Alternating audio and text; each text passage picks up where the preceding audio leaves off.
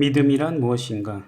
첫 번째로 믿음이 무엇인지 정의를 알아야 되겠죠. 네이버 사전에서는 세 가지로 요약을 합니다. 첫 번째, 어떤 사실이나 말을 꼭 그렇게 될 것이라고 생각하거나 그렇다고 여기다. 두 번째, 어떤 사람이나 대상에 의지하며 그것이 기대에 져버리지 않을 것이라고 여기다. 세 번째, 절대자나 종교적 이념 따위를 받들고 따르다 입니다. 제가 이해한 기독교에서의 믿음도 세 가지로 요약할 수 있습니다.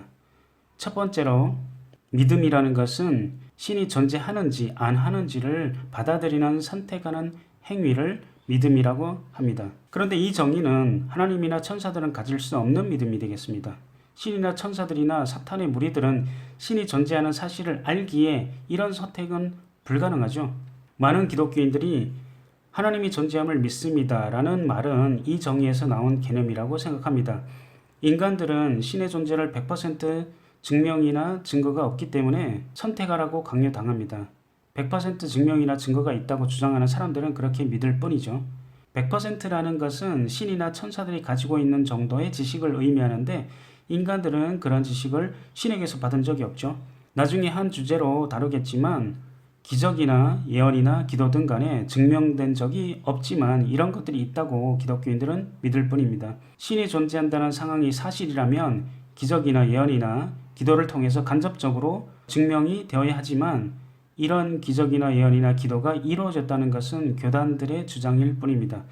예를 들어서 예수가 메시아라는 예언은 기독교인들만 믿고 유대교나 이슬람교에서는 받아들이지 않죠. 기적은 현 시대의 핸드폰 앞에서 전혀 일어나지 않고 기도도 이루어진 적이 없고 기독교인들의 주장만 있습니다. 나중에 한 주제로 다룰 예정입니다. 두 번째 믿음의 정의. 성경의 하나님이 존재한다는 가정하에 하나님을 따를 것인지 따르지 않을 것인지를 선택하는 행위가 되겠습니다. 달리 해석하자면 성경의 하나님이 우리의 죄를 위해서 예수까지 보내서 희생하였음을 받아들이고 그러므로 하나님이 우리에게 약속한 구원을 받아들이라는 말입니다. 즉 하나님이 인간에게 한 약속의 확신을 가지라는 것이 믿음이라고 합니다. 이 믿음도 선택입니다. 즉 믿으라는 말은 하나님을 따르라는 말과 같다고 합니다. 그러나 이 믿음은 하나님이 이미 존재한다는 가정하에서의 선택이기 때문에 하나님의 존재에 대해서 증명이나 증거를 논하지 않습니다. 논한다 하더라도 이미 성경이 하나님에 의해서 또는 영감을 받아서 쓰여졌다는 가정을 하기 때문에 모든 논리의 출발점은 하나님이 존재에서부터 나오므로 이미 신의 존재 증명이나 증거가 있다는 시각입니다. 따라서 저 같은 신의 존재를 가정하지 않는 무신론자에게는 의미가 없는 믿음이 됩니다. 나중에 한 주제로 다룰 예정이지만 루시퍼와 그를 따르는 3분의 1의 천사들은 신이 존재함을 알았지만 그들에게는 믿음이 필요 없는 경우가 되겠습니다. 이유로는 첫 번째, 천사들은 신에 대한 믿음이 필요할 만큼의 부족한 정보를 가진 것이 아니고 둘째로 하나님은 그들을 인간처럼 사랑하지 않았고 셋째, 하나님은 그들을 구원할 계획이 없습니다. 다시 말해서 구원이 없으면 믿음이라는 개념이 필요 없죠. 세 번째 믿음의 정의. 통계적이든 아니든 어떤 사건이 일어나기를 원하거나 어떤 사람에게서 어떤 행동을 원하는 행위 또는 통계와 상관없는 희망사항이 믿음이 되겠습니다. 예를 들어서 한 친구가 만나자는 약속을 했다면 과거에 10번 중에 8번이나 9번을 지각했다면 통계적으로 이번 약속도 어길 수 있다는 추측을 할 수 있습니다. 실제로 약속을 지키는지는 그 약속 시간이 지난 순간에 알겠지만 일반적으로 사람들은 그 친구가 약속 시간을 어길 것이라고 믿습니다. 하지만 어떤 사람들은 과거와 같은 약속의 조건일지라도 그 친구가 늦지 않기를 희망하거나 또는 늦지 않을 것이라고 믿습니다. 이는 과거의 통계를 무시하는 생각이죠. 마찬가지로 성경에 하나님이 존재한다는 가정하에 과거에 하나님의 약속들을 지켰으므로 앞으로도 약속을 지킬 것이라는 확신을 가집니다. 특히 전지전능한 신의 약속은 불완전한 인간들의 통계적인 추측보다는 비교할 수 없는 완전한 확신인데 이것은 이런 하나님이 존재한다고 믿는 사람들에게나 통하는 확신입니다.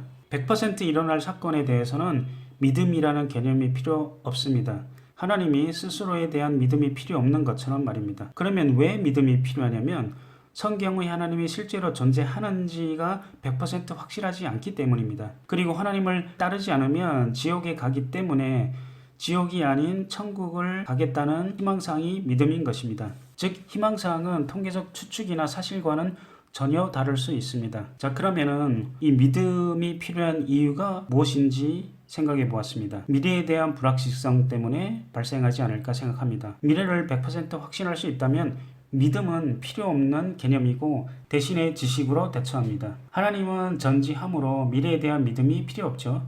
인간은 미래에 대한 지식이 없기 때문에 믿음이 필요하다고 생각합니다. 과거에 일어났던 사건은 사실이므로 믿음이 필요 없고 단지 아는지 모르는지 관건이 되겠습니다. 물론 과거의 한 사건이 사실이냐 아니냐 추측을 하고 그 사건이 일어났다 아니다라고 믿는 행위는 충분한 정보가 없기 때문이지만 어쨌든 그 사건이 이미 일어난 사건이고 또는 일어나지 않는 사건이므로 인간의 믿음과는 전혀 상관이 없겠습니다. 미래에 일어날 사건은 인간에게는 아직 사실이 아니므로 확률적으로 추측하고 그렇게 될 것이라는 확신, 즉 믿음이 필요합니다. 자연현상이나 프로그램처럼 100% 정보를 알고 있다면 추측이나 확신이 필요 없고 단지 그 현상이 일어난다는 것을 알 것입니다. 예를 들어서 내일 태양이 다시 뜰 것이다 라는 것은 알죠. 신처럼 미래에 대한 정보가 100%라면 미래에 대한 믿음이 아니라 미래를 안다 라고 할 수 있겠습니다. 또한 과거 또는 미래에 어떤 일이 확률적 통계로 추측하여 일어날 가능성이 높아도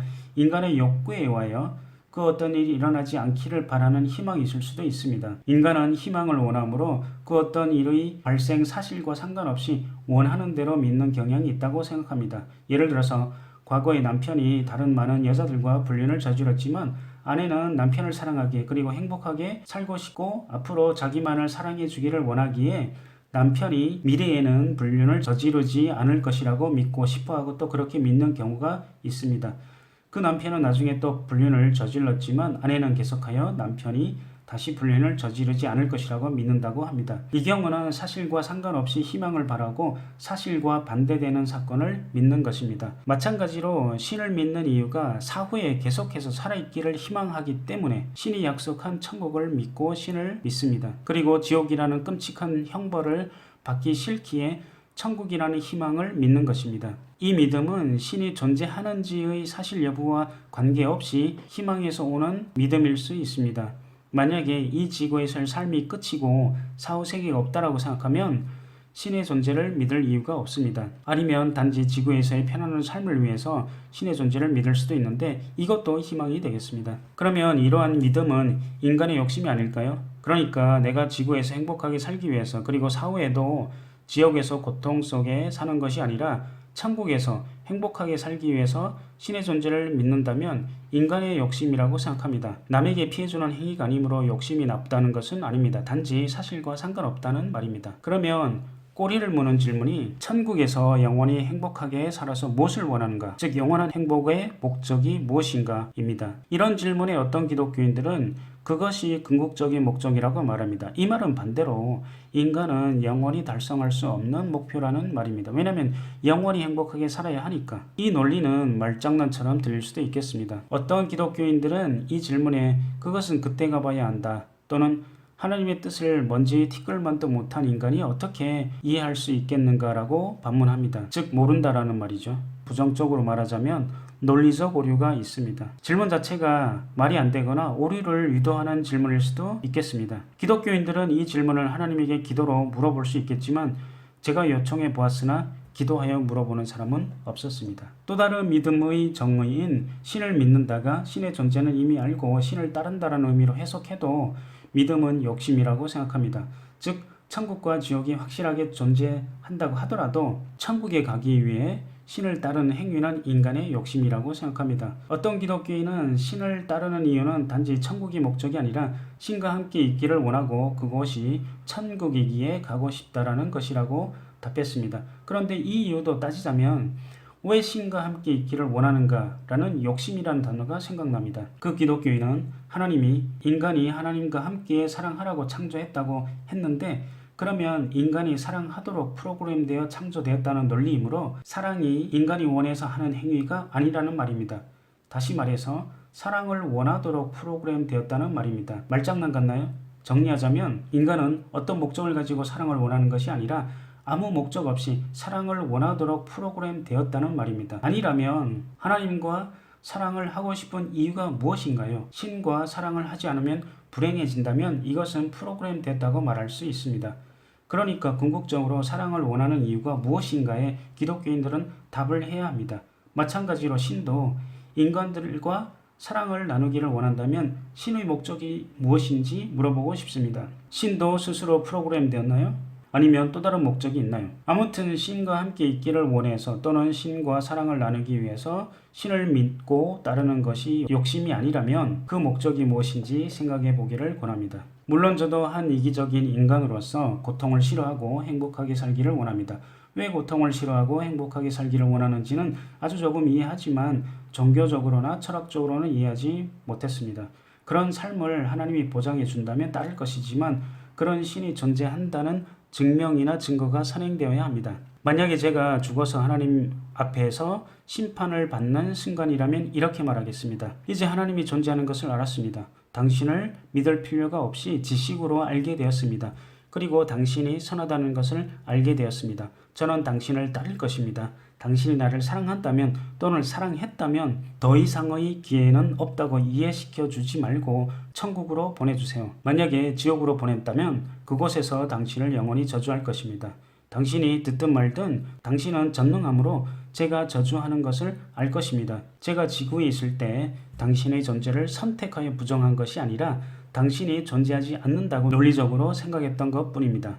그 부분에서 저는 정직합니다. 당신이 존재하지 않는다고 생각하거나 또는 확신하지 못했으면서도 나의 행복을 위해 또는 천국에 가기 위해서 당신을 믿는다고 거짓말하지 않았습니다.